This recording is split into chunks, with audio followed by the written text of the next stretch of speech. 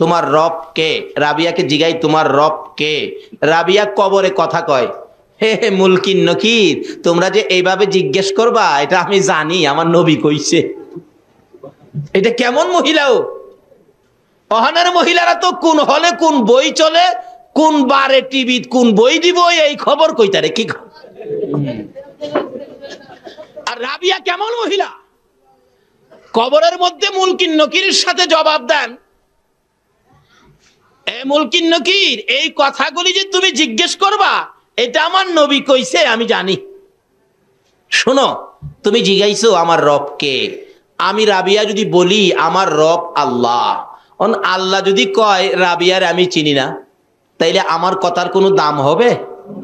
কি সুন্দর পয়েন্ট দেখছেন। এখন তো দেখবেন বড় বড় ব্যবসায়ী পয়সাওয়ালা মন্ত্রী মিনিস্টার হইলে যার আত্মীয় না হ্যাঁ কিন্তু কয় আমার আত্মীয়,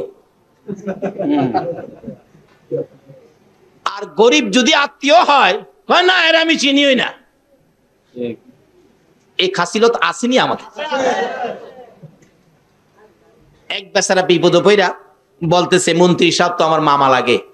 থানার ওসি সাহেব টেলিফোন করলেন, হ্যালো স্যার, এমকটা ছেলে এমক নাম এরকম উঁচা নাম্বার চেহারার গঠন, এই আপনার ভাগিনা অপরাধে ধরাত পড়ছে, আমরা থানায় আনছি স্যার, আমরা কি ছেড়ে দিব?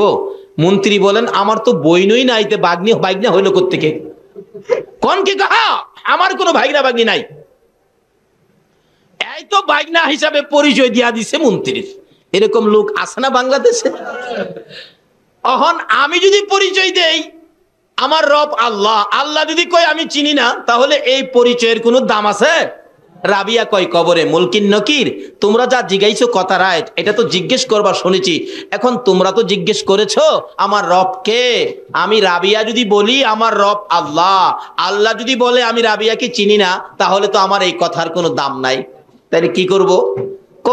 আমারে না জিগাইয়া আমার আল্লাহরে জিগাও আমি কে। আল্লাহ যদি স্বীকার করে আমার কোনো ব্যাপারে, তাইলে এটা রাইট হবে, আল্লাহর কথা রাইট। সুবহানাল্লাহ, আসতে বললেন। এই জাতীয় মহিলা পাওয়া যাবে নি 2-4 জন চট্টগ্রামে। তাইলে আজকের ওয়াজ শুনে মহিলারাও এই জায়গায় যাওয়া দরকার আছে। বিদায় অনুরোধ করব মা বোনদেরকে, বাচ্চাদেরকে পিঠে থাপ্পড় দিয়ে ঘুম পাড়ায়া 2টা কোরআন হাদিসের কথা শোনো, কারণ তুমিও তো মৃত্যুবরণ করতে হবে। নাকি মহিলারা মরে না? না মরলে দরকার নাই, কিন্তু আল্লাহ তো বলছে কুল্লু নাফসিন যায়িকাতুল মাউত, সকল প্রাণী মরবে, মহিলাদেরকে ছাড়বে না। কি বলেন, ছাড়বে?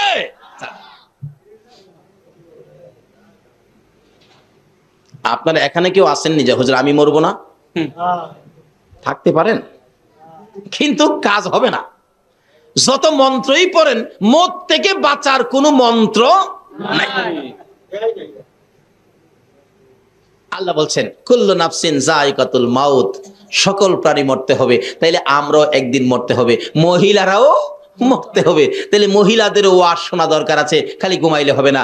রাবিয়া বসরি এই অবস্থার মধ্যে জিজ্ঞেস করলে আল্লাহরে জিগান আমি কে, আমার কথার তো দাম হবে না, আমার আল্লাহর কথার দাম হবে। আল্লাহ ডাকে, এ মুলকিন নকির, আরে রাবিয়া তো আমার বান্দি, আইভোর আয়। রাবিয়ার কাছ থেকে জবাব নিতে হবে না, জবাবের দরকার বললে আয় আমার, আমি আল্লাহর কাছ থেকে নিয়ে যা। আচ্ছা, এটা কেমন মহিলা? আর একটা মহিলার জবাব আমার আল্লাহ দিয়েছেন। সুবহানাল্লাহ। বলবো বলবো নাকি কষ্ট হইতাছে আপনাদের? আগে মহিলাদেরকে কিছু দিয়া দেই নাকি? আরেকটা মহিলার জবাব আমার আল্লাহ দিয়েছে, সেই মহিলাটা হলো নবীর প্রাণ প্রিয় বিবি মা খাদিজাতুল কুবরা রাদিয়াল্লাহু তাআলা। মা খাদিজা মৃত্যুর ভয়ে একদিন মৃত্যুর স্মরণ করে খুব কাঁদতেছেন। মা বোনেরা, খাদিজার মতো বিবি, যার কোসিলায় কুল কায়নাত, সে নবীর বিবি খাদিজা কত কান্না কান্দে মৃত্যুর ভয়ে। আল্লাহ যে ওয়াজ করলেন সকলে মরতে হবে, খাদিজা বলেন তাহলে তো আমিও মরবো, মরার পরে কি হবে, কি উপায় হবে? খাদিজা 2টা চোখের পানি ছেড়ে ছেড়ে কান্দে। মা ফাতেমাতুজ জাহরা ছোট,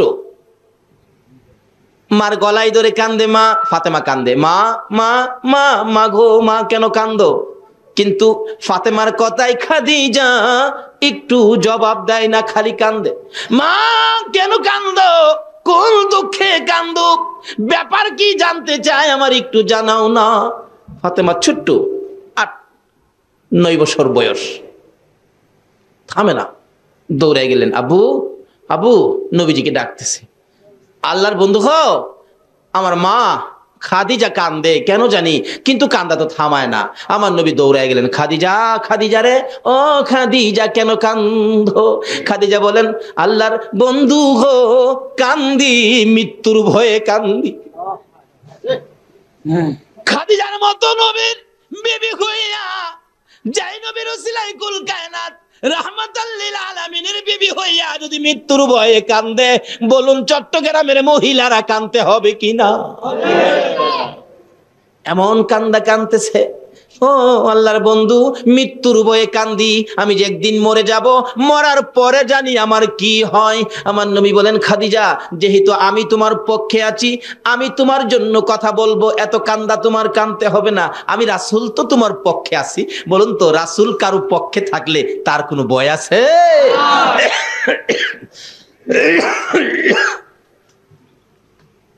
আচ্ছা, কান্দা থামাও। হুজুর আমার কান্দা তো থামতে চায় না, আমার কান্দা তো থামে না, তবে কান্দাটা থামবে আমার 3টা কথা যদি আপনি রাখেন। কি কথা? 1 নম্বরের কথা হলো, আল্লাহর বন্ধু গো, আমি যদি মারা যায়, আপনি আপনার একটা জামা পাঞ্জাবি দিয়া আমি খাদিজারে কাফন করবেন। কেন? ও নবী, আপনাকে সৃষ্টি না করলে জগতের কিছু সৃষ্টি হতো না। আপনার জামাটা যদি আমার গায়ে দেখে, ফেরেশতারা আমারে কবরে গেলে কিছুই কইতো না। নবীর প্রতি কত মহব্বত, কত ভালোবাসা। রাসূল মুস্কি মুস্কি হাসে। খাদিজা, এ কি বললা হুজুর, এটার ওয়াদা দেন রাখবেন কিনা? যাও যাও, ঠিক আছে, কারণ বিবিকে তো রাসূল ভালোবাসতেন, কথাটা শুনে রাখলেন। ঠিক আছে, আমি তোমার কথা রাখবো। হুজুর আরেকটা কথা, কি আমার যে কবরটার মধ্যে শোয়ায়া দিবেন, এই কবরের মাটিটা আপনি নবীর পিঠ মুবারক দিয়ে মাটিটা একটু মরাইয়া দিয়ে আসবেন। আমারে শুয়াইবার আগে আপনি নবী আগে কবরটার মধ্যে শুইবেন। আচ্ছা ঠিক আছে। 2 নাম্বার। 3 নাম্বার হলো, আল্লাহর বন্ধু গো, আমাকে কবর দিয়া সবাই তো আয়সা পড়বেন, মুলকিন নকির জানি আমাকে কবরে কি প্রশ্ন করে, কি কথা জিগায়, আমি তো এই প্রশ্নের জবাব দেওয়ার সাহস আমি খাদিজা রাখি না, ভয় করতেছে, আমার কাঁদতেছি। ও স্বামী, ও আল্লাহর বন্ধু, ও রাহমাতাল লিল আলামিন, আমার 3য় নাম্বার দাবি হলো, আমার কবরের পাশে আপনি বসে থাকবেন, সব বিদায়ী হয়ে যাবে, মুলকিন নকিরের সওয়ালের জবাবটুকুন আপনি নবী দিবেন। রাসূল বলেন, যাও, তোমার 3টা কথার ওয়াদা দিলাম, আমি তোমার 3টা কথা রাখবো। খাদিজা দুনিয়ার থেকে বিদায় হলে গোসল দিয়ে নবীজির পাঞ্জাবি দিয়া কাফন করেছে। কি ভাগ্য! আল্লাহু আকবার। নবীর পাঞ্জাবি যদি কাফনে থাকে, আর কোনো ভয় আছে? আল্লাহু আকবার। এক আল্লাহর ওলির জীবনীতে পাওয়া যায়, আল্লাহর ওলিরা কবরে কি হয় দেখে কিনা কন্ত। এক কবরস্থানের পাশে দিয়ে এক আল্লাহর ওলি হাইটা যেতেছে, এমন সময় দেখে এই কবরের মধ্যে আযাব চলছে, ভীষণ আযাব। একটা লোকের কবর দিয়া মানুষ খালি সরে গেছে। মুলকিন নকির এত জোরে প্রেসার দিয়ে তাকে প্রশ্ন করতেছে, প্রশ্নে তার শরীর ফাইটা যেতেছে, এত করা আওয়াজ। বলতেছে, তোমার রবকে? ওই লোকটা খালি কাফে, কোনো জবাব দেয় না। আরেকটা ধমক দিলেন, তোমার রবকে? 3 বার যখন ধমক মারছে, আল্লাহর ওলি দেখতেছে দাঁড়াইয়া, আর ওই কবর থেকে লোকটা বলতেছেন, হে মুলকিন নকির, আমাকে এইভাবে ধমক দিয়ে দিয়ে কথা বলতেছস, তুই আমারে চিনস? আমি তো আখিরি নবীর উম্মত, আর কোনো আমল নাই, আমার মুখে নবীর সুন্নত সাদা দাড়ি দেখছস?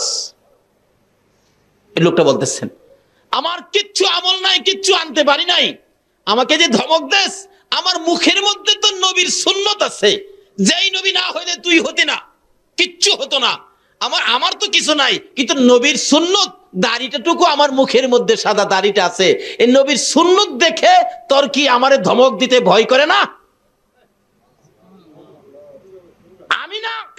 অন্যায়কারী, মুখের মধ্যে তো নবীর সুন্নত আছে, যে নবীর ওসিলাই সব। মুলকিন নকির থম খায়া গেছে, কয় কি রে খোদা গো, এ কি কয়? ধমক দিতে চায়, তোমার বন্ধুর দাড়ির দোহাই দিলে আমার আল্লাহ কয়, মুলকিন নকির রে, আমি যার খাতিরে এত কিছু করেছি সেই বন্ধুর দোহাই যখন দিছে আর কিছু দেখতে চাই না, এ দাড়িটার খাতিরে আমি তারে মাফ করে দিলাম, যা। এত বড় পাপীকে যদি নবীর সুন্নাহ সাদা দাড়ির উসিলাই মাফ করে দিতে পারে, আর এই নবীর জামা মুবারক যদি খাদিজার গায়ে থাকে, বলুন তো মুলকিন নকিরের সাহস আছে কথা বলতে? একটা কিছু নিয়ে যান যেটা নবীর পছন্দের, কবরে যাওয়ার আগে একটা কিছু নিয়ে যান যেটা নবীর পছন্দের। আচ্ছা, 3 কথা রাখলাম। জামা দিয়ে কাফন পরাইলেন, যে কবরে শোয়াবেন, রাসূল আগে নাইমা কবরকে বললেন, কবর আমার বিবি খাদিজা যাইতাছে, খুব ভয় পায় রে, খাদিজা খুব ভয় পায়। রাসূল বলে দিলে বলুন তো শুনবে কিনা? দেখছেন, ঢাকা যাইবো চট্টগ্রাম থেকে, চাচা ঢাকা যাইবো, তো বাবা বলতেছেন, আব্দুল মান্নান আমার ছেলেটা ঢাকা যাইবো, তো সাথে নিয়ে যা, কারণ হ্যাঁ একা যাইতে ভয় পা, একা যাইতে ভয় পা, তুই সাথে নিয়ে যা। বলুন তো চাচার কাছে যদি বাবাই বইলা দিয়ে আসে, বারবার খালি খেয়াল রাখতো না বাতিজা খই ঠিক মতো আছে কিনা? তা আমার নবী বইলা দিছে মাটির কাছে, এ কবর আমার খাদিজা রে, আমার খাদিজা কবরের ভয় পায় রে, ও কবরের মাটি আমার খাদিজা কবরের ভয় পায়। আমি রাসূল বলে দিয়ে গেলাম, একটু খেয়াল রাখিস। শোয়াইলেন, মাটি দিলেন উপরে, মাটি দিয়ে কমপ্লিট করে রাসূল বলতেছেন, সবাই চলে যাও। কবরে মাটি দিয়া আমরা কি কবরের পাশে থাকি? একজন আরেকজনকে কি বলি আমরা? কবর ছাড়েন, কবর ছাড়েন, তাড়াতাড়ি ছাড়েন, মুলকিন নকির আসবে।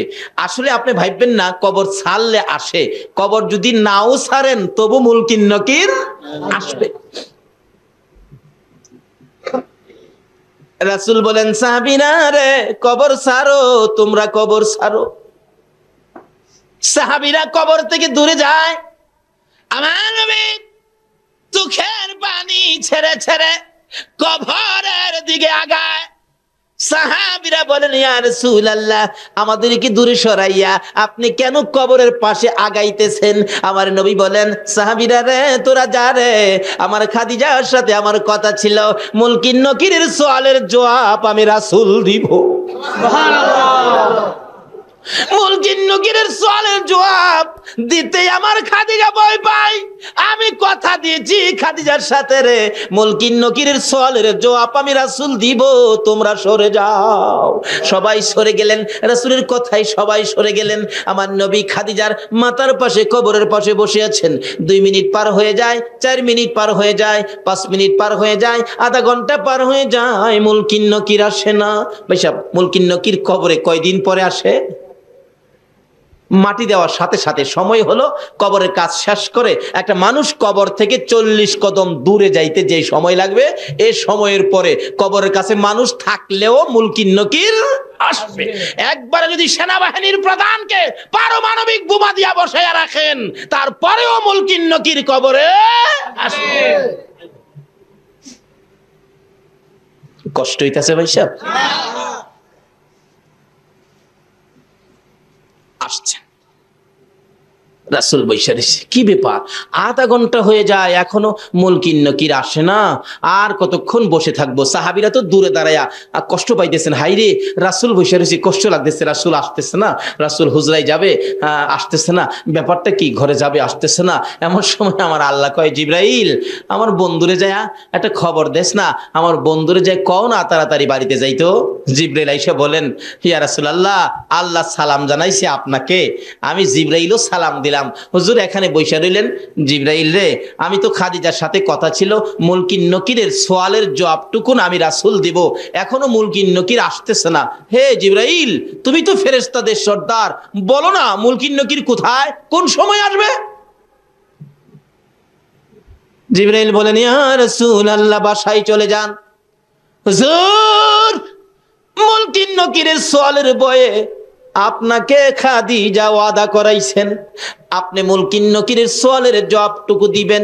আল্লাহর বন্ধু গো, যেদিন খাদিজা এই কবরের ভয়ে মুলকিন নকিরের সওয়ালের জবাবের ভয়ে ওই খাদিজা যেদিন চোখের পানি ছেড়ে ছেড়ে কাইদা আপনাকে যেদিন জামিনদার বানাইলেন, আপনাকে যেদিন ওই প্রশ্নের জবাব দেওয়ার জন্য ওয়াদা করাইলেন, ওই দিন আপনার কষ্ট হবে বলে আমার আল্লাহ এই মুলকিন নকিরের সওয়ালের জবাব আমার আল্লাহ নিজেই আদায় করে দিয়েছে। দুইজন মহিলার সাথে, তারা তো মহিলা কিন্তু কি কাজ করার পর এই পরিমাণ মর্যাদা কবরে গিয়া পাইলেন। কিন্তু সকল মহিলাদেরকে কবরে যেতে হবে কিনা বলুন তো? তাইলে আমরাও যাব, মহিলারাও যাবে। যাওয়ার আগে কি করতে হবে?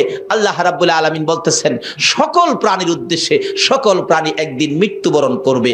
আল্লাহ নিজে বলতেছেন তাহলে এবার সকল প্রাণীর ওয়াজ শেষ, এখন আমাদের দিকে আসছে আল্লাহ। আল্লাহ বলেন এই মানুষ তোমরা কিন্তু মরবা। তোমরা কেন মরবা জানো?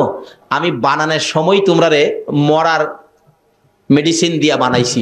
সুবহানাল্লাহ।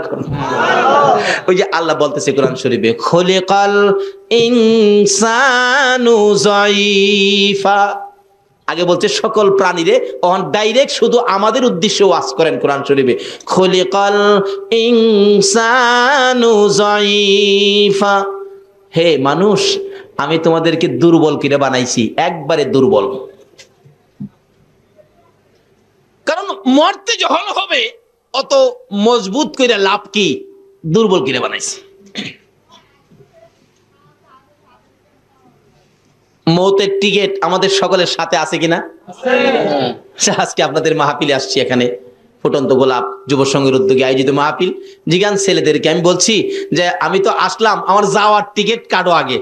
যাওয়ার টিকিট কাইটা নিয়ে আইছে, কালকে যাব, আজকেই টিকিট কাটা। তা আমরাও যারা দুনিয়াতে আইছি মৃত্যুর টিকিট সকলেরই কাটা কিনা বলুন তো? মৃত্যুর টিকিট সকলেরই কাটা। আল্লাহ বলেন বান্দারে মরতে হবে। হে মানুষ খলিকাল ইনসানু যায়ীফা, আমি তোমাদেরকে দুর্বল করে বানাইছি। কেরে? মৃত্যু যখন হবে, মরতে যখন তোমাকে হবে, এত মজবুত করে লাভ কি? যেটা থাকবে না এটারে বেশি খাওয়াইয়া লাভ কি? দুর্বল, মরতেই হবে। আল্লাহ বলতেছেন খলিকাল ইনসানু যায়ীফা, আমাদেরকে উদ্দেশ্য করে আমাদেরকে দুর্বল করে বানাইছে। আচ্ছা বলুন তো আসলে আমরা দুর্বল কিনা? কি দুর্বল মিয়া? পুলিশে পারে না কন্ট্রোল করতে, মাঝে মাঝে আমাদের দেশে সেনাবাহিনী মোতায়েন করতে হয়। পুলিশে কন্ট্রোল করতে পারে কি?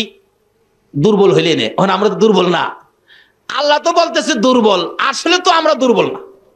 আচ্ছা এখন কি আমাদের কথা রাইট হবে নাকি আল্লাহর কথা রাইট হবে? দুর্বল যে আমরা বাস্তবে বুঝুন, একটা মুরগির বাচ্চা, মুরগি যে বাচ্চা ফোটায় দেখছেন তো? একটা মুরগির বাচ্চা দেখবেন ডিমের থেকে সকালবেলা বাহির হয়েছে, বিকাল বেলায় দেখবেন মার সাথে হাঁটতেছে। এবং মা যদি কোনো জিনিস ঠুকরায় খাইতে দেয় দেখবেন বাচ্চা খাইতে পারে না, তবু ঠুকরায়। সকালের বাচ্চা বিকাল বেলা মার সাথে হাঁটে, তাদেরকে দুর্বল বলে নাই, কিন্তু আমাদেরকে দুর্বল বলছে কেন? বাস্তবে আসুন। আচ্ছা আমরা কি সকালে দুনিয়াতে আইসা বিকাল বেলা কোনো মানুষ মার সাথে হাঁটতে পারছি? সারাদিন তো চোখই খুলছি না, দাদি আয়া গালো দিয়ে ধাক্কাইছে। আল্লাহ কয় বান্দারে তোরা দুর্বল কিনা বানাইছি। মুরগির বাচ্চা দুর্বল না, কিন্তু মানুষ দুর্বল। আল্লাহ বলছে খলিকাল ইনসানু যায়ীফা, দুর্বল, তোরা দুর্বল। এখন যদি আল্লাহরে জিগায় আল্লাহ গো আমরা দুর্বল কিরা বানাইছেন, দুর্বল কি দিয়া বানাইছেন? এখানে গ্রাম এলাকার লোকজন অবশ্যই থাকতে পারেন। ছোটকালে আমরা কিন্তু একটা খেলা খেলতাম, এই ঠুলি মুসি দিয়া বালু বাতা খেলতাম ছোটকালে আর কি। আপনারাও খেলছেন কিনা জানি না। আর না খেলার তো কথা না, বাচ্চারা তো সবাই ছোটকালে খেলে। গ্রাম এলাকাতে ঠুলি মুসি দিয়া বালু বাতা রান্না বাড়া করে, আবার ছোট গিরা ঘরও বানায়, ঘর বানায় ছোট গিরা ঘর। এই ছোট গিরা যে গ্রাম এলাকাতে বাচ্চারা খেলার সময় ঘর বানাই, তো এই গড়ের পালাখিলা কি দিয়া দিত আপনারা কি কেউ বলতে পারবেন? গড়ের পালাখিলা কি দিয়া দিত? শোলা, শোলা, পাটখড়ি শোলা দিয়া।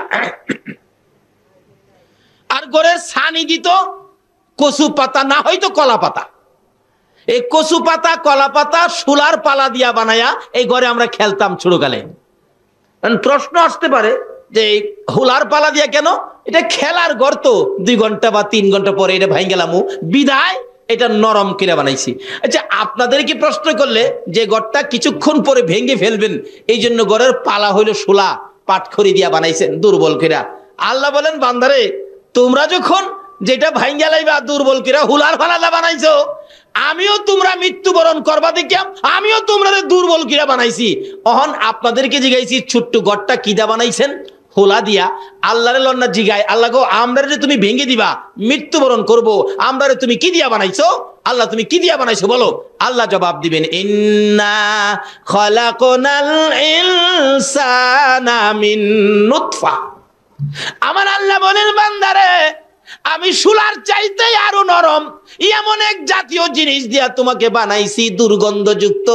ইন্না খলাকনাল ইনসানা মিন নুতফা, একবারে নাপাক, একবারে দুর্বল, একবারে নরম জিনিস দিয়া তোমাকে বানাইছি। কাজেই তোমার একদিন মৃত্যুবরণ করতে হবে, এই মৃত্যুর থেকে বাঁচার ক্ষমতা তোমার নাই।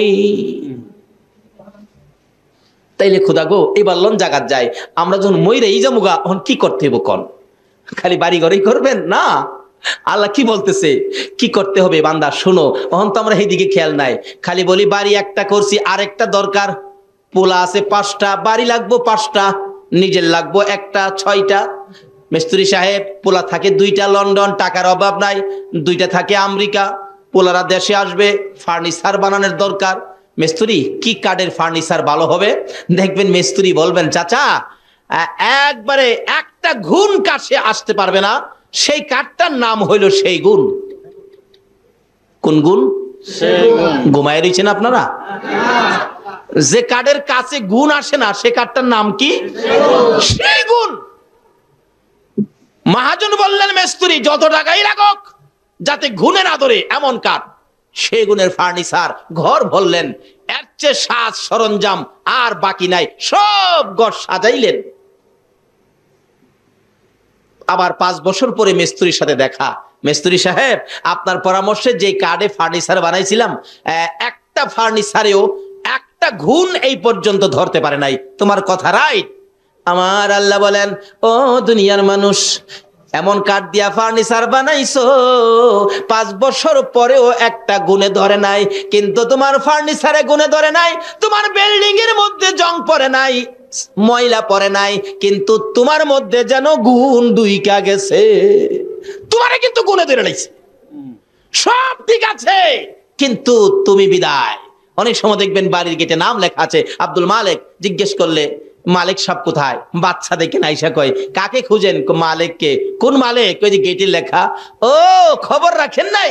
গেট আছে, নাম আছে, বাড়ি আছে, কিন্তু বাড়িওয়ালা মালিক নাই।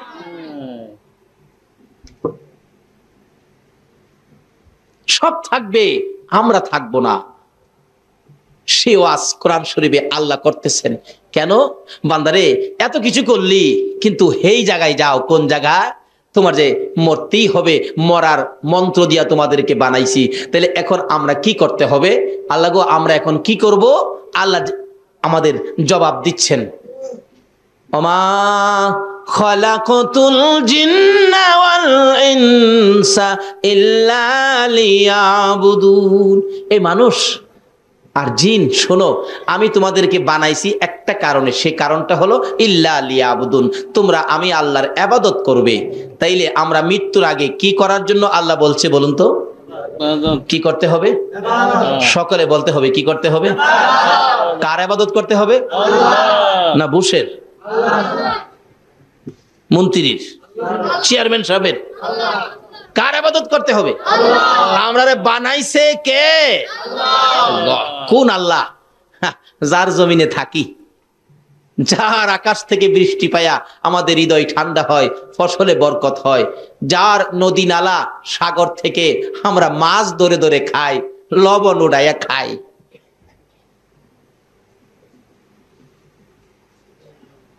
সে আল্লাহর ইবাদত করতে হবে। বলুন কার ইবাদত? আল্লাহ এখন ফেরেশতাদেরকে বলতে, ফেরেশতারা এত রাত্রে কিছু মানুষ আমার আল্লাহ কইতাছে, ব্যাপারটা কি?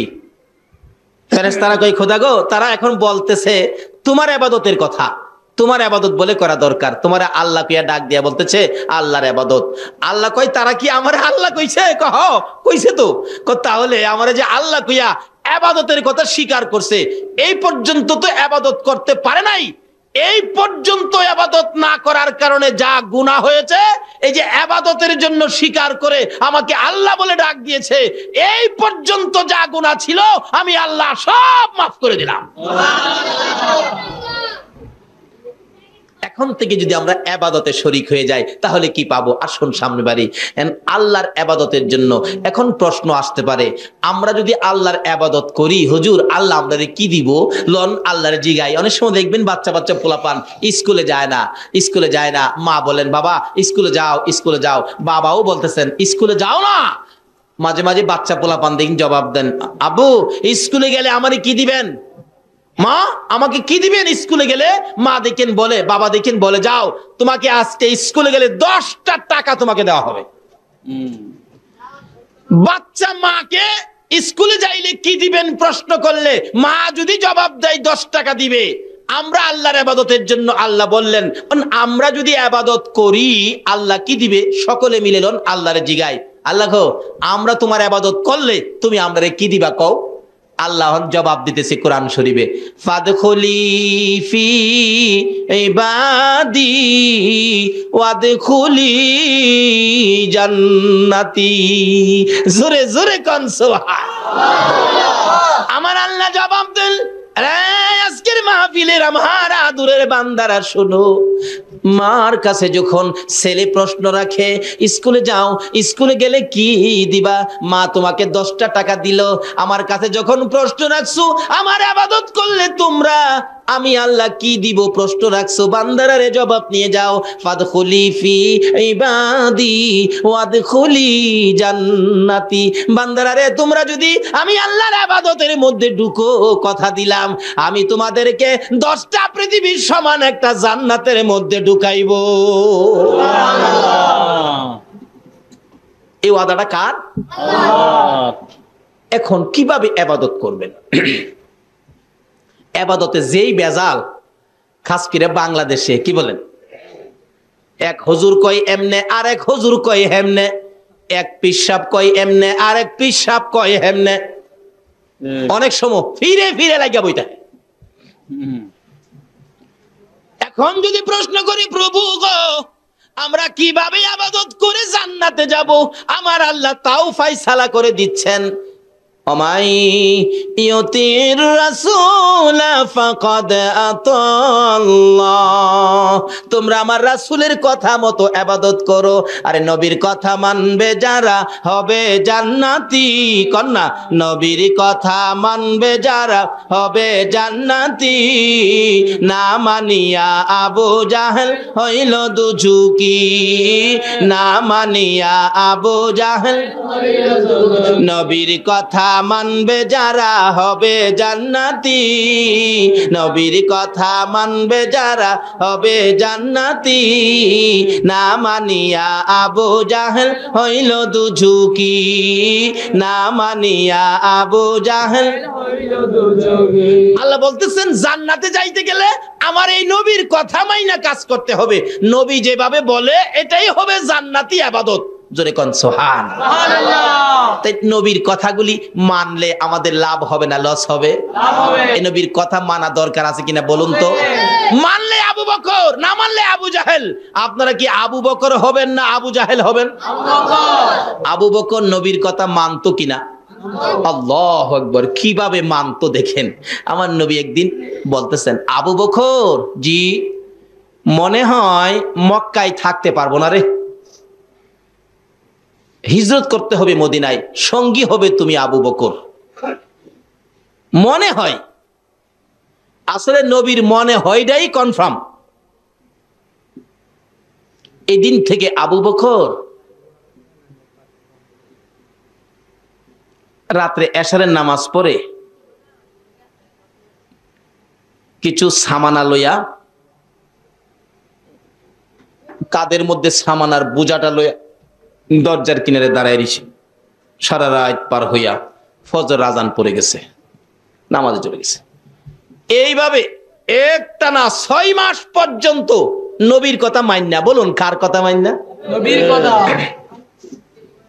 6 মাস পর্যন্ত দরজা। 6 মাস শেষ যেদিন রাত্রের বেলা নবী আইসা ডাকতেছে। কেন? আবু জাহেল 40টা বংশ থেকে 40 জন শক্তিশালী যুবক নিয়ে আমার নবীর হুজরা মক্কা নগরীতে আমার নবীর ঘরকে ঘেরাও করেছে। আবু জাহেলের নেতৃত্বে 40 জন যুবক 40টা বংশের তরবারি হাতে নিয়ে এমন ভাবে ঘেরাও করেছে। আবু জাহেলের নির্দেশ, আমার ভাতিজা যেন এই ঘর থেকে বাহির হইয়া যাইতে না পারে, এই ঘরের মধ্যে ভাতিজাকে শেষ করে দাও। কিতাবে লেখে যুবকগুলি এইভাবে দাঁড়াইছে ঘরের চারপাশে, একজনের পিঠের সাথে আরেকজন পিঠ লাগাইছে যাতে ফাঁকে দিয়া যাইতো না পারে। নবী ঘুমিয়ে আছে, জিবরাইল এসে ডাক, ইয়া রাসূলুল্লাহ, আর ঘুমাবেন না, অবস্থা ভালো না। কি রে জিবরাইল? হুজুর, আবু জাহেলের নেতৃত্বে আপনি রাসূলকে দুনিয়া থেকে বিদায় করে দেওয়ার জন্য চারদিক ঘেরাও করে আবু জাহেলের সঙ্গ ফাঙ্গরা তরবারি নিয়ে দাঁড়িয়েছে, আপনাকে যেতে দিবে না। নবী ঘুম থেকে উঠে চিন্তায় পড়ে গেলেন। আমার আল্লাহ ডাক দেয়, বন্ধু গো, আমি আল্লাহ যখন তোমার পক্ষে আছি কোনো চিন্তার কারণ নাই। একটা কথা আছে না, রাখে আল্লাহ মারে কে? আচ্ছা, জিবরাইল আমার বন্ধুর হাতে এক মুষ্টি বালি দিলেন। কোরআন শরীফের সূরা ইয়াসিন থেকে একটা আয়াত বন্ধুর কানে খবর দিলেন। হুজুর আয়াতটুকুন তেলাওয়াত করে বালুর মধ্যে ফু দিলেন। ও আল্লাহর বন্ধু, বালুটুকু ঘরের ভিতর থেকে ছিটাইয়া দেন। আমার নবী ডাকে, এরা জিবরাইল, বালু ঘরের মধ্যে ছিটাইলে বালি কি বাহিরে যাবে? হুজুর, ছিটানোর দায়িত্ব হলো আপনার, বাহিরে নিয়ে এই বালু তাদের চোখে চোখে পচাইবার দায়িত্ব হলো আমি জিবরাইলের। দয়ালো নবী, প্রেমের ছবি আর আসবে না জগতে। আমার দয়ালো নবী, প্রেমের ছবি আর আসবে না জগতে। হাসর দিনে উম্মত বিনে, হাসর দিনে উম্মত বিনে যাবে না নবীজি বেহেশতে। দয়ালো নবী, প্রেমের ছবি আর আসবে না জগতে। আমার দয়ালো নবী, প্রেমের ছবি আর আসবে না। 63 সাল জিন্দেগি কাছে বলে উম্মতি, 63 সাল জিন্দেগি কাছে বলে উম্মতি, এখনো কান্দে শুয়ে মদিনাতে নবী, এখনো কান্দে শুয়ে মদিনাতে। দয়ালো নবী, প্রেমের ছবি আর আসবে না জগতে। আমার দয়ালো নবী, প্রেমের ছবি আর আসবে না জগতে। আসুন, আগে ভারী কষ্ট হইতেছে আপনাদের? আল্লাহ আকবার। আল্লাহ বলতেছেন, তোমরা আমার এই নবীর কথাগুলি মানো। এই নবীর কথা মানলে কি হবে? জিবরাইল বলেন, ইয়া রাসূলুল্লাহ, এই বালুর মধ্যে আপনি ফু দিয়ে দেন, বালু ডিল মেরে দেন। রাসূল ডিল মেরে দিলে, জিবরাইল, আরবের বালু আমাদের দেশের বালুর মতো নয়, শুধু পাথরের কণা, কাড়াওলা পাথরের কণা, প্রত্যেকের চোখে চোখে 2টা কইরা পৌঁছাইছে। যুবকেরা নবীকে মারবে, তরবারি নিয়ে দাঁড়িয়ে আছে, এখন চোখের মধ্যে পাথরের কণা, খালি চোখের মধ্যে হাত দিয়ে ক্যাসলাই, কি হলো কি হলো কি হলো? এমন সময় একজন বলে, ওই তো রাসূল যাইতেছে গা। আসলে হেরাই হেরা, একজন আরেকজনকে মারা শুরু করছে, মনে করছে রাসূল যাইতেছে, যারে মারছে হেরই ভাই। আমার আল্লাহ বলেন, জিবরাইল রে, হেরা যখন মারামারি লাগছে, এই ফাঁকে দিয়ে আমার বন্ধুরে বের করে দে। রাখে আল্লাহ আর মারে আল্লাহ। হেরারে আল্লাহ মারে বাঁচাইব কে? রাখে আল্লাহ নবীরে, মারবে কে? আবু জাহেল একবার নবীরে মারবার লাগিয়া, বুঝছেন, নবীরে মারতো, কই বাতিজা লগে কিছুতেই কুলাইতে পারি না, মেরে না বাতিজারে। কিভাবে মারবো? এই খানে কাবাই চাইতে রাস্তার মধ্যে একটা গর্ত করছে, সারা রাত্রে একটা গর্ত করছে, গর্ত কইরা রাত্রে শেষ ভাগে উপরে দিয়া পাতালতা দিয়া ঢাইকা রেখা, পাতালতা দিয়া ঢাইকা ঘরের মধ্যে বৈশা তাকায় রইছে। বাতিজা গর্তে বাইরে রাস্তায় যাইবো, তো এই গর্ত তো আর দেখবে না, পাড়া দিব, গর্তের মধ্যে পড়বে, আমি মাটি দিয়া বাতিজারে বিদায় করে দিব, হ্যাঁ খুশি, রাত্রে ঘুমায় না, খুশি। আমার নবী তো এই রাস্তা দিয়ে যাওয়ার সময় হইলে আল্লাহ কয়, জিবরাইল আমার বন্ধু তো এই রাস্তা দিয়ে পার হবে, আবু জাহেল গর্ত করছে রে, এই গর্তের উপরে তোর নূরের পাখাগুলো বিছাইয়া দে। নূরের পাখাগুলো জিবরাইল বিছাইয়া দিয়ে রাখছে, নবীজি তো পার হয়ে গেছে। আবু জাহেল কয়, এই তো পড়ছে, কারণ গেছে যখন তো অবশ্যই পড়ছে, কিন্তু জিবরাইলের নূরের পাখা দিয়া যে রাসূল পার হইছে তার তো এই খবর নাই। তাই গেছে দেখবার জন্য, যাইয়া গর্তের কিনারে খারুইয়া চাইছিল দেখতো পড়ছে কিনা। পড়তে গিয়া সারা রাত তাইন ঘুমাইছে না, তো নিজের তো স্ক্রু বল্টু না ডিলিয়ে রিচ্ছে অগমা থাইকা দেখতে চাইছিল, তাই নিজেই একবারে তাউর খাইয়া গর্তের মধ্যে পড়ছে। পইরা গিয়া দেখে বাতিজা তো নাই, আমি চাচা দি, হাই হাই কি হলো, কি করলাম, কি আর হইলটা কি? সকাল হয়ে গেলে রাস্তার মধ্যে গর্ত দেখলে বলুন তো মানুষ গালাগালি করবে না? হ্যাঁ, কোন হারামজাদারে রাস্তার মধ্যে গর্ত করছে? আইসাই যাই দেহে এই গালি দে হারামজাদা। গর্তের কিনারে যাইয়া দেহে সাসাদি, হাই হাই সাসা আপনি, হ্যাঁ বেটা আগে আমারে গালি দিয়া হন আবার সাসা কস। আল্লাহ কই তুই গালিও খাইবি সাসাও শুনবি। মানুষ চারদিকে ঘেরাও, হলো নাকি গর্ত কোন, কেন ব্যাপারটা কি? কই কারো কাছে কইস না, আমার বাতিজা লেগে করছিলাম। আল্লাহ কই কারো কাছে কইতো না, আমি আল্লাহ কিয়ামত পর্যন্ত সকলের কাছে কমু। সুবহানাল্লাহ। কন্ত খালি আবু জাহেলের খবর কেন? আদম থেকে ঈসা পর্যন্ত সকল নবী রাসূলের কোন নবীর আমলে কি হইছে না হইছে, আচ্ছা সকল খবর আমরা জানি কিনা কন্ত? আমার নবী একদিন এই অবস্থায় চোখের পানি ছাইরা বলতেছে, মাবুদ আদম থেকে ঈসা পর্যন্ত সকল নবী রাসূলের কাহিনী আমার উম্মতে জানে, সকল নবী রাসূলের উম্মতের কাহিনী আমার উম্মতে জানে, সব আমার উম্মতে জানে। অনেক সময় দেখছেন না, মার বাবাই কথা বলতেছে, ছোট্ট বাচ্চাটা কাছে গেছে, মা কয় হ্যাঁ সামনে কথা কইও না, হ্যাঁ সামনে কথা কইলে হ্যাঁ যে বাতা ফোরা মানুষের কাছে গিয়ে আবার কই দিব। আমার নবী বলেন, প্রভু গো আমার উম্মতে বাতা ফুরা উম্মতে সকল কাহিনী জানে। আমি নবীর একটা ভয় লাগে গো, আমার উম্মতের কাহিনী নিয়ে আবার হেরা যায় না ফালা। আমার আল্লাহ কই, বন্ধু গো তোমার উম্মতের সকল নবী রাসূলের কাহিনী জানাইলাম, কিন্তু তোমার উম্মতের কথা আমি কারো কাছে কমো না। ছেলে যদি অন্যায় করে বাবার কাছে কমো না, মেম্বার সাহেব অন্যায় করেছে চেয়ারম্যান সাহেবের কাছে কমো না, পুলিশ অন্যায় করেছে ওসি সাহেবের কাছে কমো না, মেয়ে অন্যায় করেছে মার কাছে কমো না, কারো অন্যায় আমি কারো কাছে কমো না। অন্য নবী রাসূল জানবে দূরের কথা, তুমি নবী কেউ জানতে দিব না গো। তারা যদি আমার কাছে ক্ষমা চায়, আমি আল্লাহ না জানাইয়া গোপনে গোপনে ক্ষমা করে দিব। কি মজার ব্যাপার, কি যে আমাদের ভাগ্য, আখির নবীর পক্ষে আখির নবীর উম্মত হইয়া আজকে নবীর পক্ষে মাহফিলে বসে রাত্র কাটাইয়া দিচ্ছি। এর বিনিময় কি দিবি আল্লাহ? আসুন সামনে বাড়ি, আর বেশি সময় আলোচনা আমি করবো না, কষ্ট দেব না। আসুন, রায় তো আর শেষ হই, বেশি আর বাকি নাই। এভাবে আবু জাহেল বলতেছেন, তোরা আমারে গর্তের মধ্যে ফালাইয়া গালি দেস, আবার চাচা কোস আমারে উঠাস না। সকলে কয় চাচা কারণটা কি? কন্যা করে কারণটা ছিল বাতিজারে জীবনের শেষ বিদায় করে দেওয়ার জন্য এই কারণটা করছিলাম। কথাইলে আপনি পড়লেন কেমনে? আইসে দেখতে চাইছিলাম বাতিজা পড়ছে কিনা, অহন তো আমি পড়ে গেলাম, আমারে উঠাস না।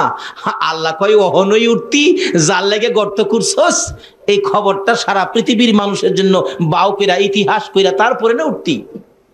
একজন খুব দৌড়তে ছিলেন, কাছে গিয়া কয় চাচা উপরে হাত দেন, আমি আপনারা টান দিয়া উঠাবো। আবু জাহেল উপরে হাত দিছে আর তার দরদি নিচে হাত দিছে। আল্লাহ কয় জিবরাইল আমার বন্ধু না আসা পর্যন্ত এখানে হাত যাতে মিল না হয়, এখানে একটা কাজ তুমি করে দাও যাতে মিল না হয়। জিবরাইল কই খোদা গো আদাত বাকি রাখলে হবে? আল্লাহ কয় হ্যাঁ হবে তো। এখানে লাগাইয়া দিলেন, আখিরি নবী না আসা পর্যন্ত আদাত বাকি থাকবে, আদাত পুরা হইতে পারবে না আল্লাহর হুকুম ছাড়া। নিচে হাত দিচ্ছে, সামান্য ব্যবধান, হাত দিলেই লাগাল পাওয়ার কথা, কিন্তু একজনের হাতের সাথে আরেকজনের হাত মিলে না, বাকি হইল আদাত। আবু জাহেল কই আরে বুকারা আদাতের জন্য লাগাল পাই না, এক হাত রশি দিলেই তো হয়। এক হাত রশি দিলে আমার আল্লাহ কয় জিবরাইল রে মাবুদ গো আদাত ঠিক আছে, দিছে এক হাত রশি, বাকি আদাত। আবু জাহেল কই আরে বুকার দুই হাত রশি দে, দিলে দুই হাত রশি, বাকি হইল আদাত। আমার আল্লাহ জিগায় জিবরাইল না মাবুদ ঠিক আছে, আদাত পুরা হবে না।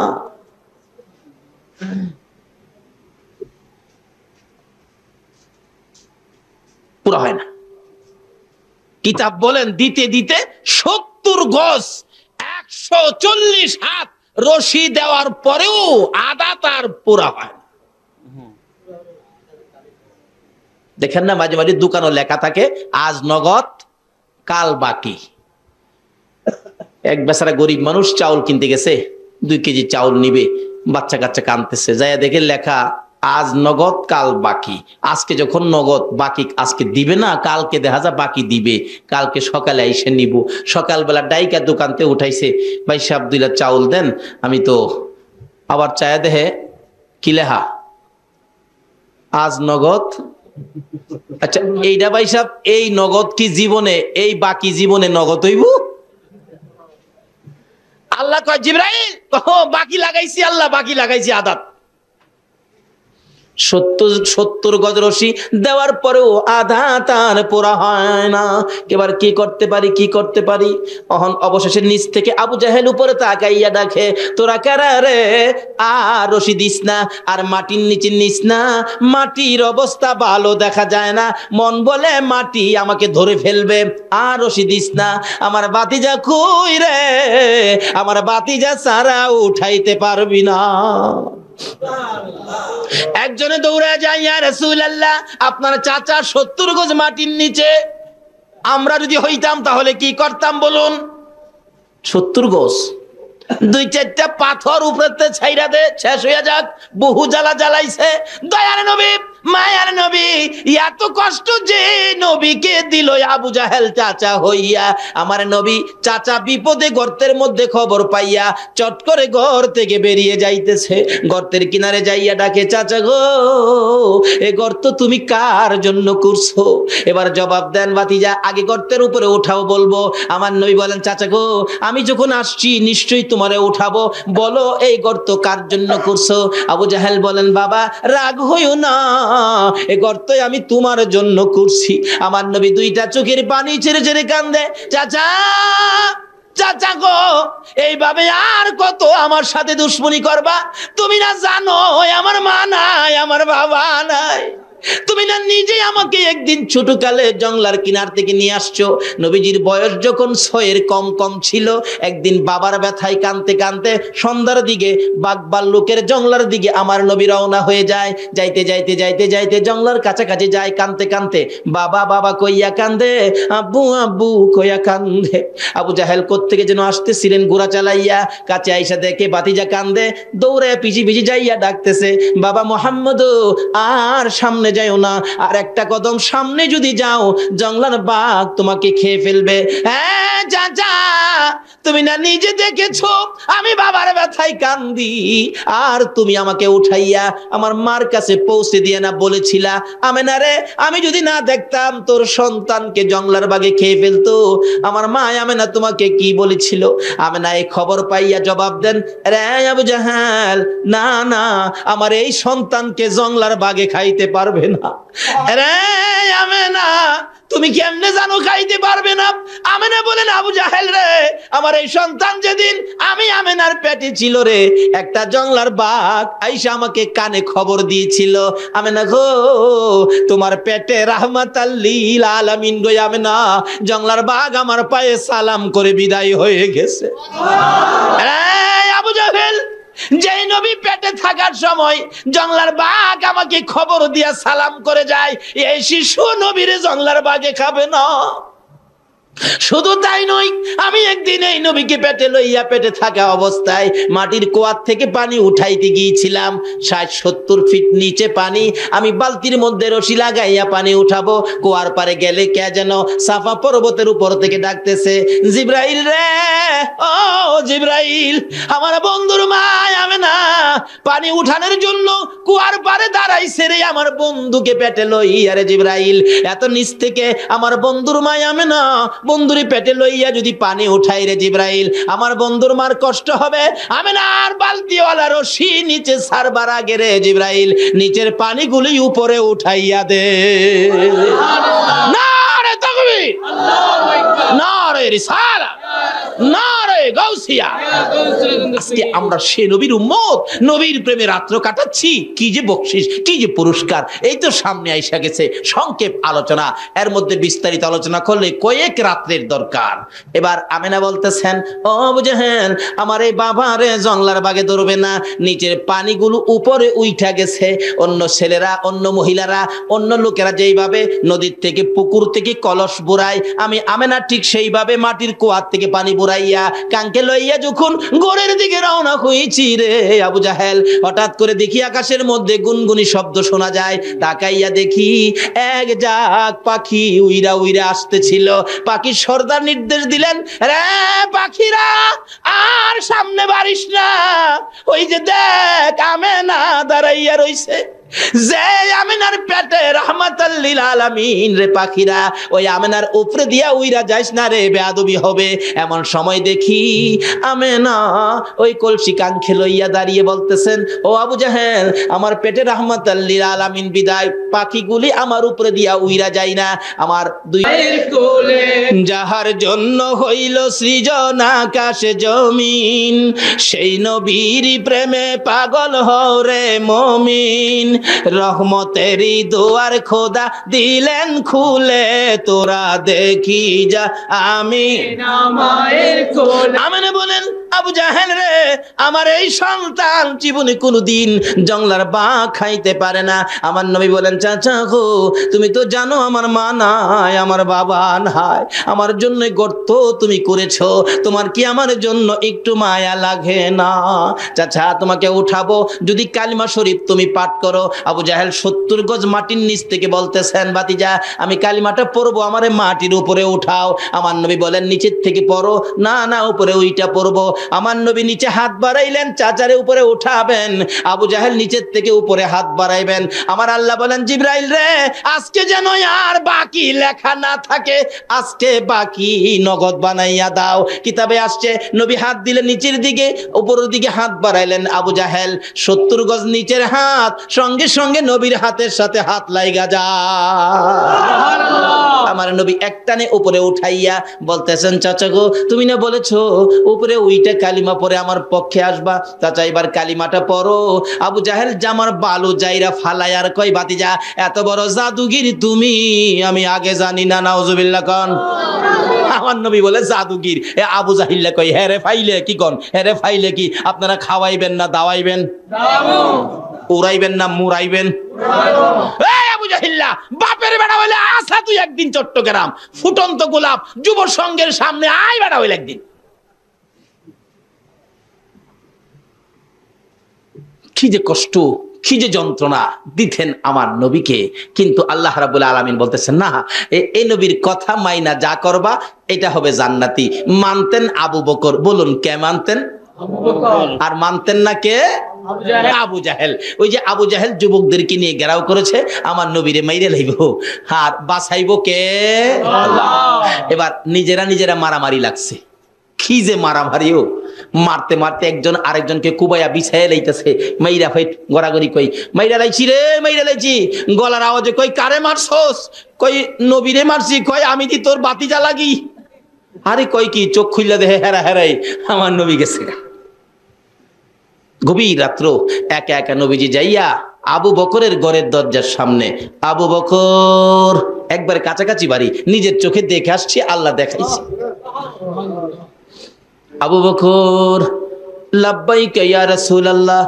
এই কথা বলে চুপচাপ আবু বকর সন্তানের দিকে তাকায় না, বিবির দিকেও তাকায় না। আমার নবী আয়েশা পড়ছে, চুপচাপ দরজা খুলে না, আওয়াজ শুনলে বাচ্চা বিবির ঘুম ভেঙে যাবে। আমার নবীর সঙ্গী হব, কারো কাছে বলবো না। আজকে কারা গো ঘরের দরজা বন্ধ করে মাহফিলে বসে আছে? আমার মন বলে যারা নবীর প্রেমে একটু কোন সময় দিয়েছেন কষ্ট করে, আবু বকরের সাথে মিলা যাবে গো। আবু বকর বিবির কাছে কয় না, বাচ্চার কাছে কয় না, কিতাবে আসছে আবু বকর দরজাও খোলে না, আওয়াজ হবে বিদায় আস্তে আস্তে ওই বাহির সাইটের একটা জানালা চুপ করে খুললেন। জানালা খুইলা বাহির হইয়া নবীর সামনে যাইয়া হাজির। ইয়া রাসূলুল্লাহ, চলুন কি করতে হবে? আবু বকর বলেন, আমি নবীর চেহারার দিকে তাকাইয়া দেখি গো, আমার নবীর চোখ থেকে জর্জর করে পানি পড়তেছে।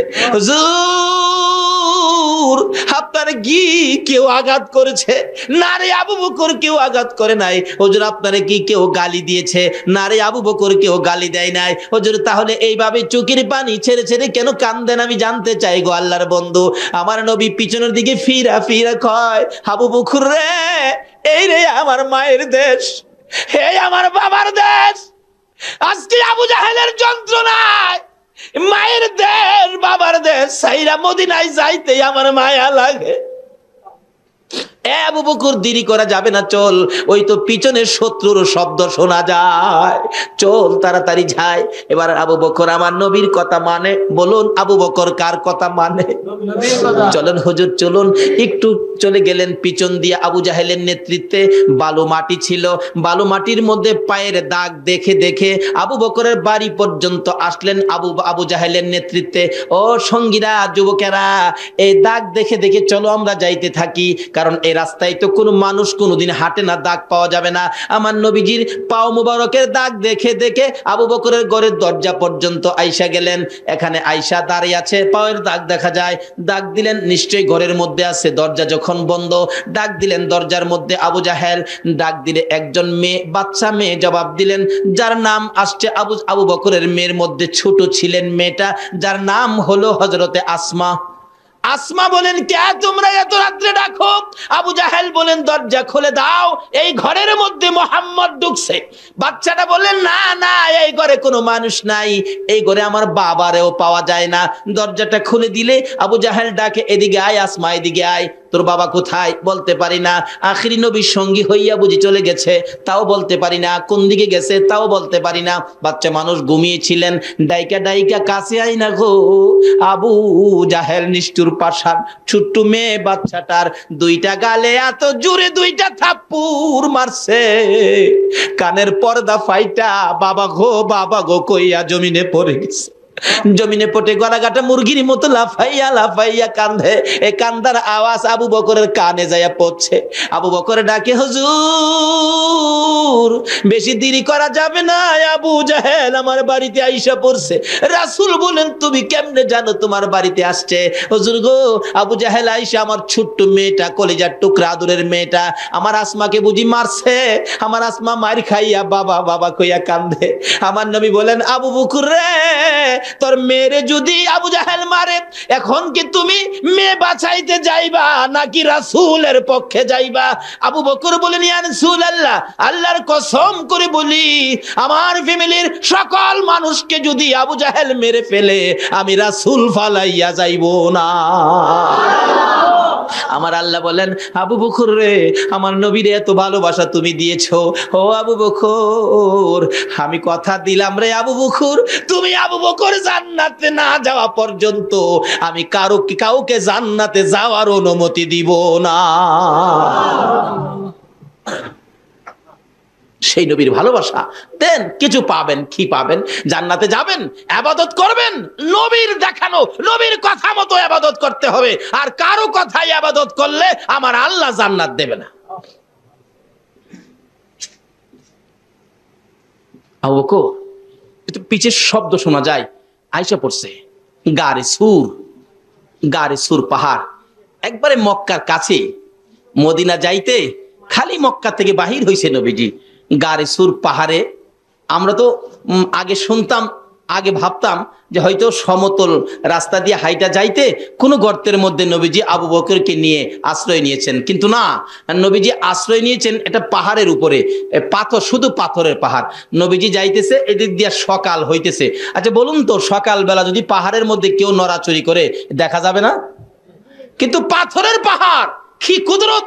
যারা মক্কায় গিয়েছেন অবশ্যই দেখেছেন গারে সুর পাহাড়টা, এদিক দিয়ে সকল অবস্থান, সকল জায়গা ফর্সা হয়ে আসতেছে, আর নবীজি পাহাড়ে উঠার কারণে পাহাড়টা আন্ধার হয়ে যাইতেছে। এখনো যায় দেখবেন গারে সুর পাহাড়টা একবারে কালো পাথরের পাহাড়, একবারে কালো আন্ধার হয়ে থাকে। পাথরকে প্রশ্ন করবেন, পাথর তুমি কালো হয়ে আন্ধার হইলে যে? পাথর জবাব দিবে, রাসূলকে হেফাজত করার জন্য আমি অন্ধকার হয়ে গেছি। পাথর হইয়া রাসূল চিনে গো, উম্মত হইয়া রাসূল চিনলাম না।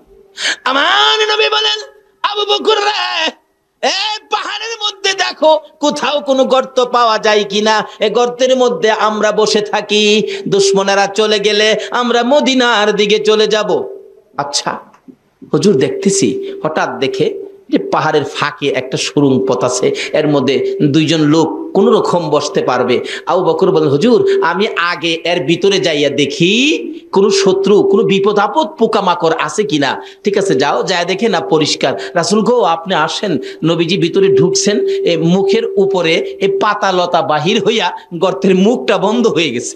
মাকড় আইসা এর মধ্যে জাল বুইনা ফালাইছে, কবুতর আইসা জালের মধ্যে ডিম পাইরা দিছে। কিছুক্ষণ পরে ডিমেতে বাচ্চা বাহির হইয়া চিউ চিউ করতেছে। সুবহানাল্লাহ। সকল প্রাণী আমার নবীরে ভালোবাসা দেয় কিনা বলুন তো? আল্লাহ বলেন কেন দিবে না? সকল সৃষ্টির কারণ হলো আমার এই নবী, যার কথা মানার জন্য তোমাদেরকে বলেছি।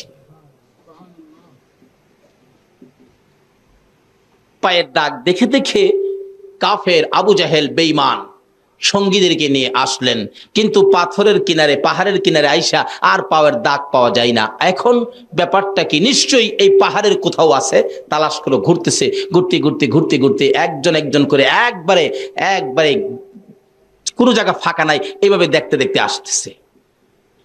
কিতাবে আসছে নবীজি যেই গর্তের মধ্যে ছিল, এই গর্তের কাছাকাছি আইসা একটা লোক বলতেছেন, সামনে একটা গর্ত দেখা যায় রে, এর মধ্যে আছে। আবু বকর বলেন, ইয়া রাসূলুল্লাহ আর বাঁচা যাবে না। রাসূল বলেন, লা তাহজান ইন্নাল্লাহা মানা। আবু বকর ভয় পাও না, ঘাবড়ায়ো না, আল্লাহ আছে আমাদের সঙ্গে। বলুন কে আছে? আল্লাহ। আল্লাহ কি খালি নবীর সঙ্গেই থাকবে? নবীরে যারা ভালোবাসবে তাদের সঙ্গে থাকবে না? তো করতে করতেই একটা ছেদ্রু বন্ধ করার রুমাল কোলায় না, পায়ের মোটা আঙ্গুলটা দিয়ে ছেদ্রু বন্ধ করে দিলাম। রাসূল ঘুমাইতেছে। একটু পরে এই গর্তের মধ্যে একটা সাপ ছিল, নবীকে দেখার জন্য 6 মাস বসে রইছে। সাপটা আইসা নবীজি শরীর মুবারকের মজার গন্ধ পাইয়া সাপটা এসে ধাক্কাইতেছে, কাপড়ের পট্টি দিয়া বাহির হওয়া যায় না।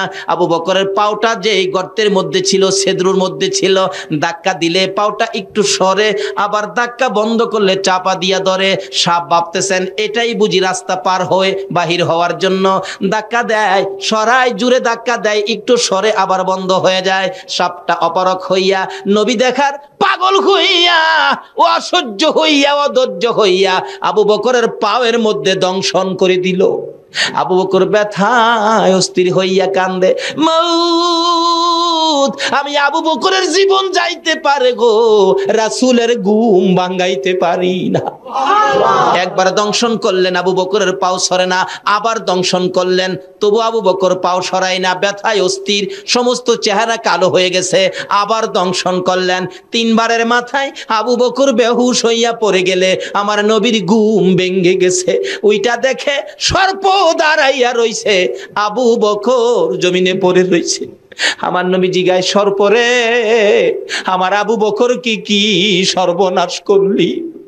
সর্প ডাকে, হুজুর বেয়াদবি ক্ষমা করে দিন, আমি আবু বকরকে ধ্বংস করার ইচ্ছা ছিল না, আমি শুনেছি আল্লাহর হাবিব এই রাস্তায় হিজরত করে মদিনায় যাবে, আবু জাহেল সঙ্গীদেরকে নিয়ে আপনাকে আক্রমণ করার জন্য আসবে, আপনি এই গর্তের মধ্যে আশ্রয় নিবেন গো।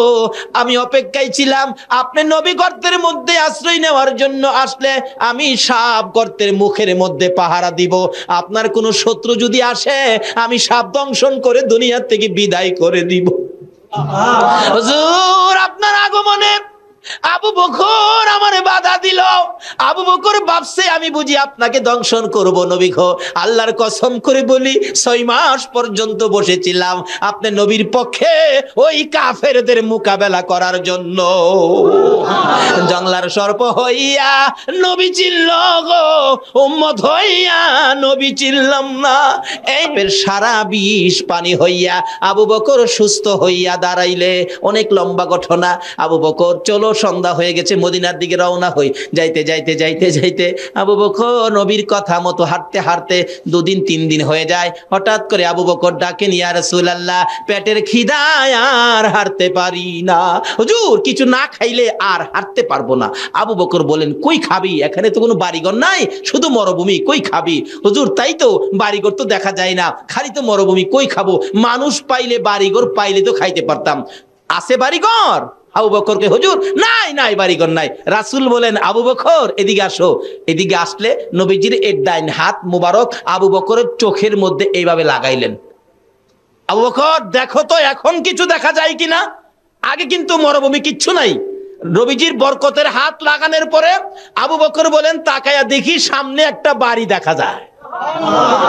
আগে বাড়ি নাই, এখন কোথায় আইলো? আল্লাহ হয়, এই বকরির বাচ্চাটার মধ্যে দুধের ব্যবস্থা করে দাও, আমার আবু বকর দুধ খাবে, আমি রাসূল দুধ খাবো। দাবিটা করছে কে? এই নবীর কথা আমার আল্লাহ রাহেনিও, রাহেনি। সঙ্গে সঙ্গে আবু বকর বলেন, ছোট্ট বকরির বাচ্চা মোটা তাজা হয়ে গেছে। সঙ্গে সঙ্গে দেখি বকরির মধ্যে দুধের জোয়ার আইসা গেছে। বকরির বাচ্চাটা বেমাইতেছে দুধের ভরে। আমার রাসূল বলেন, আবু বকর রে, একটা দুধের বান্ড নিয়ে আসো। ডাকতেছে মহিলাকে, মা মা একটা বান্ড দাও। মহিলা বলেন, এই কি কারবার, জীবনে তো দেখি নাই। বাচ্চা বড় হলো, দুধ দিবে। বলুন তো, বাচ্চা দুধ নিজে খায়, এখন যদি দুধ দিতে পারে, এই বাচ্চা দুধের মালিক কি ইহুদি হবে? বাচ্চা দুধের মালিক কে হবে বলুন? রাসূল হবে। ওই দুধের বান্ড বালতি সহ ওই মহিলার কাছে পৌঁছাইয়া দাও। মহিলা দাঁড়াইয়া রইছে, কি পাগলের খেলা, কি আশ্চর্য খেলা। বান্ড দিলেন, বকরি দিলেন, বকরি যাইয়া খালি মহিলার দিকে তাকাইয়া থাকে। এ কথাই বুঝি বুঝাইতে চায় মহিলাকে বকরি নিজে। ও বকরির মালিক, জীবনে এই খেলা আর দেখছনি? এই নবীরে চিনতে পারছনি? আবু বকরের কাছ থেকে বান্ড বুঝে নিলেন মহিলা। খালি বকরির দিকে চাই, দুধের দিকে চাই, আবার লোকগুলি যাইতেছে তাদের দিকে চাই। ঘরের ভিতরে নিয়ে বকরিটারে বাইদা রাখলেন। কিতাবে আসছে এই বকরিটা এদিন থেকে নবীর দুয়ার বরকতে যে দুধ দেওয়া শুরু করেছে, একটানা 30 বছর পর্যন্ত দুধ দিয়েছে। মালাইকা ইয়া রাসূল সালাম আলাইকা ইয়া হাবিব। জান্নাতি মেহমান নিয়ে হাত বাড়াইছি। মউত এত বড় রাত্র তোমার বন্ধুর প্রেমে কাটাইয়া দিছে। গাউসে পাকের স্মরণে মাহফিলে বসে এ রাত্র কাটাইয়া দিছে।